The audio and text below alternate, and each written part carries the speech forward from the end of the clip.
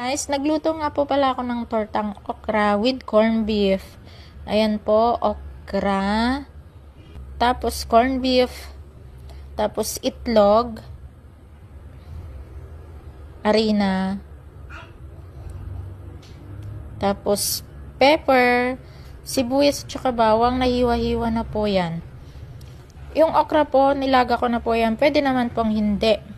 Tapos, paghaluin lang natin yung harina at saka itlog. Mix po yan with pepper. Tapos, corned beef. Tapos, yung ihalo na din natin yung nilagang okra. Mekos-mekos lang yan, guys. Tapos, gisa natin yung bawang at sibuyas. Tapos, ihalo ulit natin yun para hindi malansa.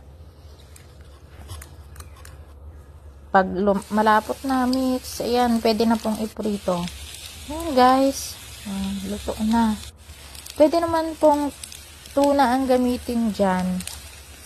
Kaso, corned beef pong ginamit ko kasi yung partner ko, ayaw niya ng tuna, malansa daw. Kaya choosy ba? Ayan, guys. Okay.